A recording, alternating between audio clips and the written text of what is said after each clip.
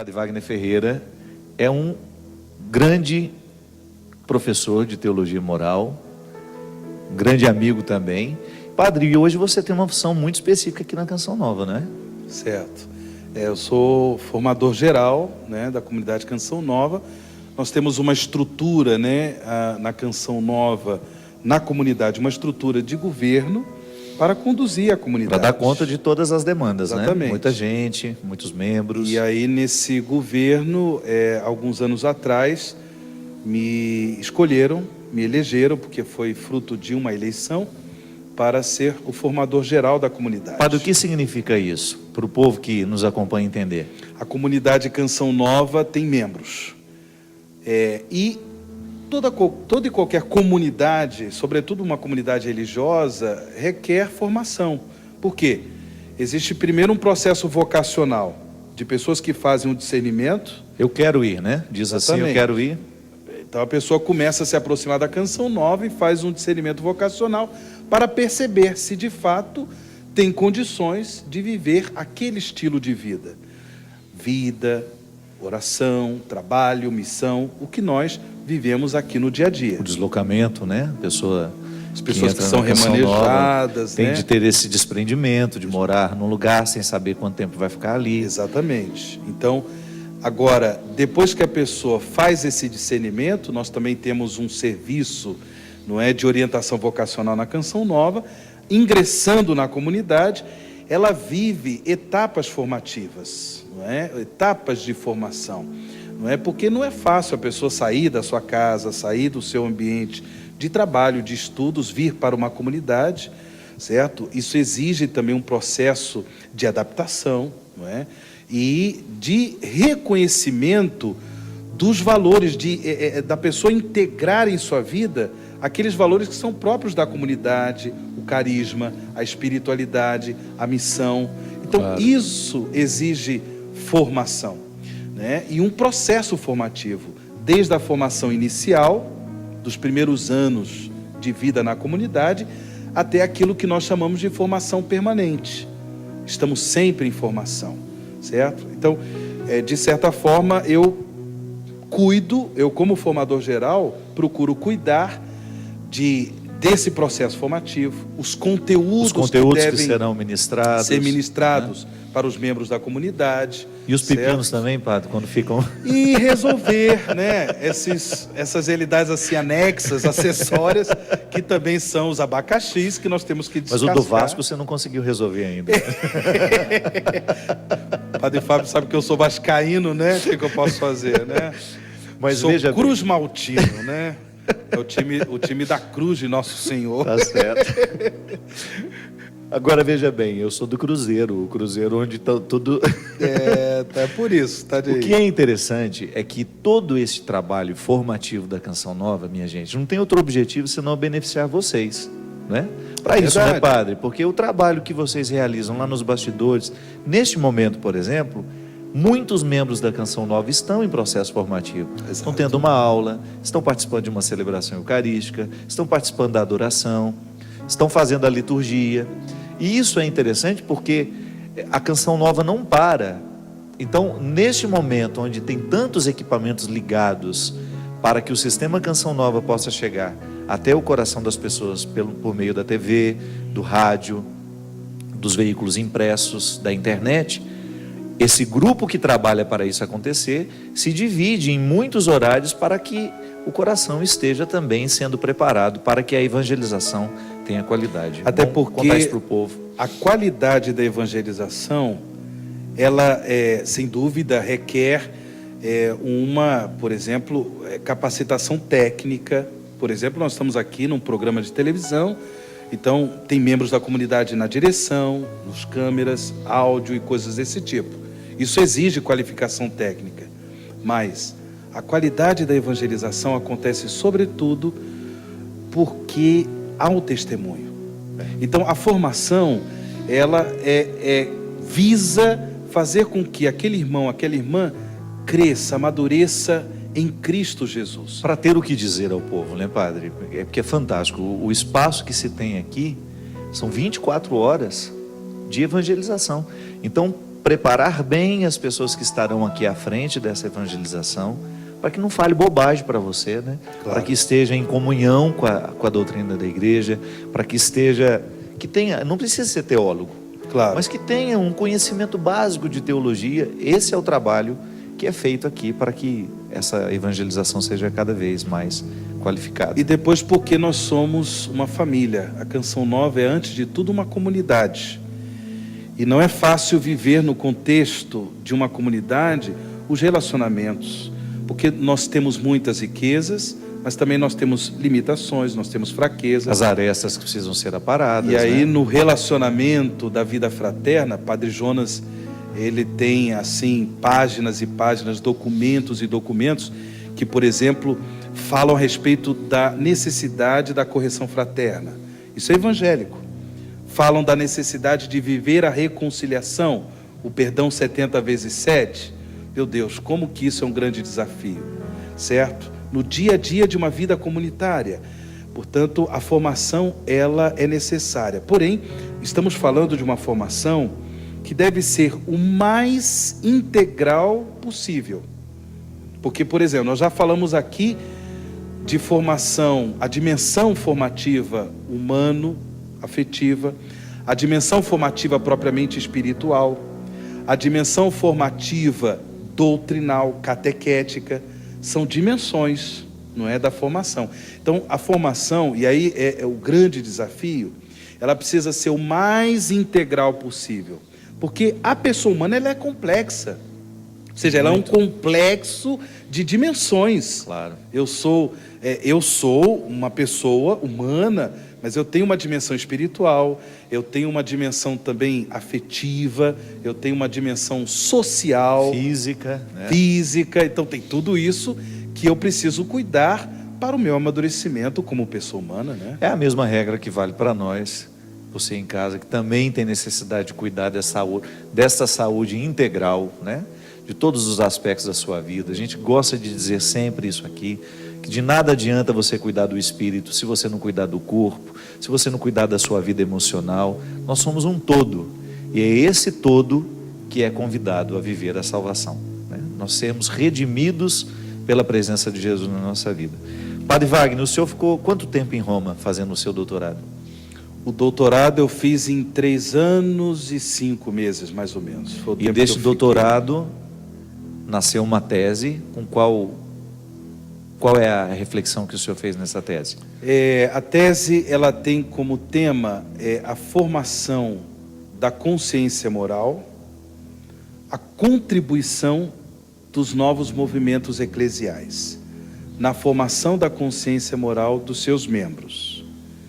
Tendo presente, e aí entra uma questão mais particular, a experiência da comunidade Canção Nova, certo? Então eu parti desse universo, que é o universo dos movimentos eclesiais e novas comunidades. Inclusive, na minha tese eu trabalhei diversos textos, pronunciamentos de João Paulo II, porque João Paulo II foi o grande motivador dos movimentos eclesiais e novas comunidades. Também textos do magistério de Bento XVI, porque na mesma esteira, Bento XVI ele foi um grande motivador. Então eu trabalhei muitos textos. Por quê? Por causa desse universo novo, aquilo que João Paulo II chama de a nova primavera da igreja, que é o universo dos movimentos eclesiais e das novas comunidades. Porém, com essa perspectiva propriamente moral, ou seja, a contribuição que esses movimentos dão na formação da consciência moral dos seus membros. Padre, mas aí o senhor abrange também para aquilo que repercute fora, por exemplo, a comunidade Shalom em Fortaleza. Certo. Que é uma comunidade muito forte, que tem um poder de evangelização fantástico. Aliás, eu acho que é um dos trabalhos que no Brasil eu tenho assim como um exemplo de comunidade que conseguiu transformar o meio social mesmo, né? Mudou a cidade, né? Mudou o calendário da cidade, né? Exato. O Fortal de Fortaleza está cada vez mais enfraquecido por causa do Aleluia. Exato. Que é uma festa organizada pela comunidade Shalom. E a gente percebe, por exemplo, que os membros da comunidade Shalom por estarem inseridos também em outros meios, acabam fazendo discípulos lá, mesmo sem que essas pessoas estejam ligadas à comunidade. Sem dúvida. Né? A sua reflexão abrange também o que uma comunidade é capaz de fazer dentro de si e também provocar naqueles que estão fora? Sem dúvida. Veja, nós temos aqui 4 livros, que na realidade... Isso que eu queria dizer. Para você não precisar ir a Roma ler a tese do Padre Wagner, a não ser que você queira ir, me convide e pague a passagem para eu poder ir com você lá na Gregoriana, foi? Não, foi na Academia Alfonsiana. Alfonsiana. Então, para a gente não ter de ir a Roma fazer a leitura da tese, o Padre Wagner nos fez a gentileza de ter um outro trabalho, que deve ter sido ainda tão intenso quanto dava de escrever a tese, foi de dividir esse texto, que é uma tese muito longa, para que a gente tenha condições de conhecer essa belíssima reflexão, fecunda, como nós já falamos desde o início, através de 4 volumes. Quais são eles, padre? Então, são esses 4 aqui. Na realidade, o que eu fiz foi isso. Eu transformei cada capítulo da tese em um livro. Interessante porque mesmo tendo uma sequência lógica, não é? Cada capítulo tem a sua autonomia de reflexão. E pode ser lido separadamente. Pode ser lido separadamente. São coisas da providência de Deus, sem dúvida. Mas o primeiro é esse aqui, a formação da consciência moral nas novas comunidades. Esse tema que nós já estávamos refletindo, né? Da consciência moral.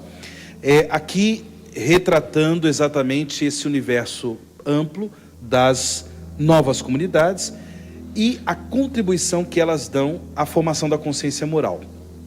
E aqui eu cito, por exemplo, a Gaudium et Spes, número 43.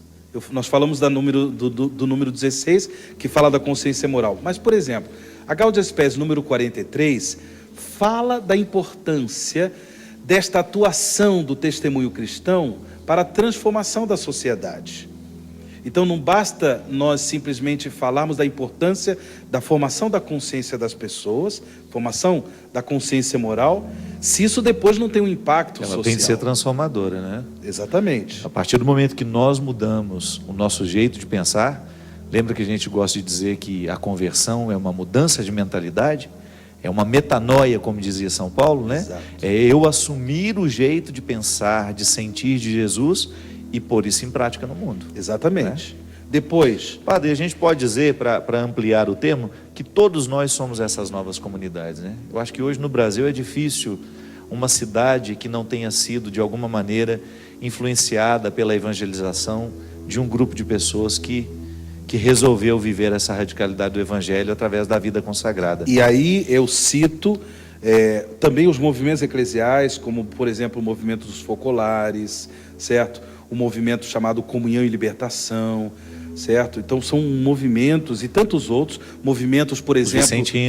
Vicentinos, movimentos que trabalham propriamente com a formação de casais, por exemplo, encontro de casais com Cristo, certo? Os encontros de famílias que nós temos muito na Diocese de Taubaté também. Exatamente, né? Então são encontros... movimentos eclesiais, aquela comunidade bonita, uma comunidade monástica, chamada Thésée, que nasceu na França, lindíssimo, né? trabalho. Porque do Frère Roger, né? O irmão Roger foi quem começou essa comunidade, e ela nasceu eminentemente ecumênica, né? Então, ou seja, e depois entrando no universo das novas comunidades, que são essas comunidades que nasceram da espiritualidade da renovação carismática católica, comunidades de vida e ou aliança, por exemplo, como a Canção Nova, a Shalom, Comunidade Oásis e tantas outras comunidades que existem aqui no Brasil, que dão uma contribuição... Obra de Maria, não é? Então, nesse primeiro livro, eu exploro essa questão do significado da consciência moral do ponto de vista bíblico, do ponto de vista do magistério da igreja, fazendo algumas distinções. Uma coisa é a consciência moral na sua relação, por exemplo, com a consciência psicológica, não é?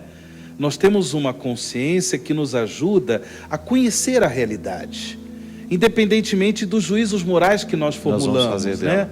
De é certo, é errado. A questão do juízo moral, isso é a própria função moral da consciência. Agora, a consciência também tem uma função psicológica, de conhecimento, não é? A questão gnoseológica, né? Ou seja, o conhecimento da realidade, o conhecimento lógico das coisas, o conhecimento matemático. O entendimento das coisas, das realidades. Das realidades. Então, eu faço também um pouco essa menção de distinguir essas coisas. O segundo livro. O segundo livro é esse aqui, As Novas Comunidades no Contexto Sociocultural Contemporâneo. Aqui nesse livro, aí eu entro mais propriamente no universo das novas comunidades. O que elas são, o que é um carisma, a que se propõe. Aqui eu exploro também a questão da motivação que o Concílio Vaticano II deu às novas comunidades e os movimentos eclesiais como um todo. As motivações, porque nós tivemos uma virada assim extraordinária na vida da igreja por conta da própria doutrina do Concílio Vaticano II.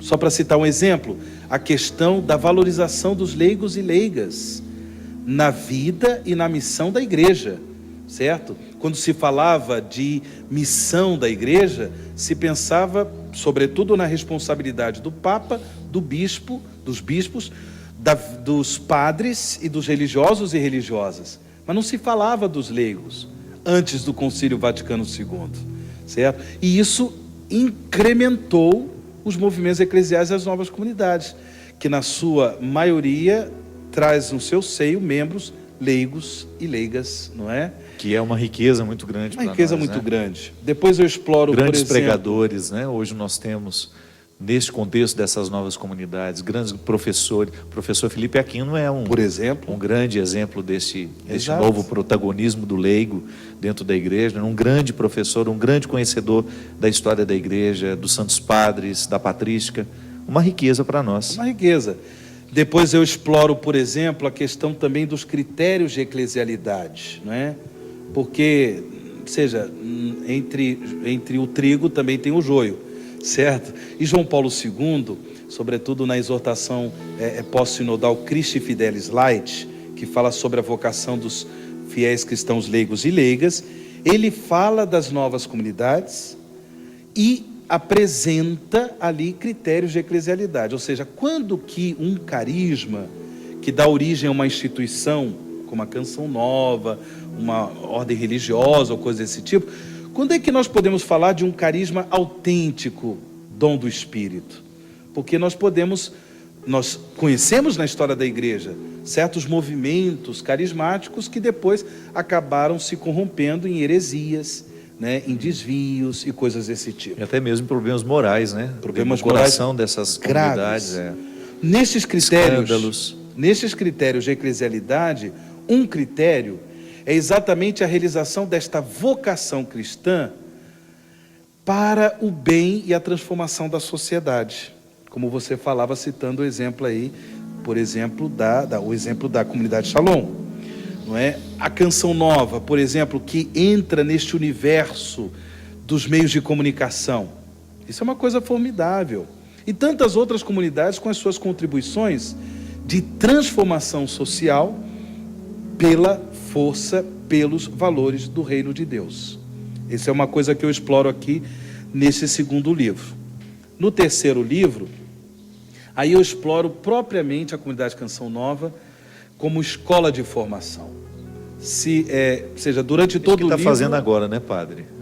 O povo tendo a oportunidade de conhecer, de aprofundar a Canção Nova como um lugar de formação mesmo. Nos acampamentos, por exemplo, nos kairós, em todos os encontros, todos os eventos que a Canção Nova realiza, como uma oportunidade de ajudar a formar o povo de Deus. Exatamente.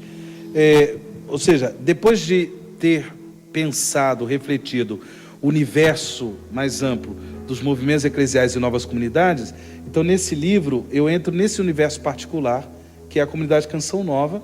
Aí aqui eu conto um pouco da história, como é que ela surgiu, as inspirações que o fundador teve, fala um pouco da pessoa do padre Jonas Abib, né, por que ele criou a comunidade Canção Nova e assim por diante, missão da Canção Nova, carisma da Canção Nova, os conteúdos formativos da Canção Nova, o projeto formativo da Canção Nova, eu exploro aqui nesse livro.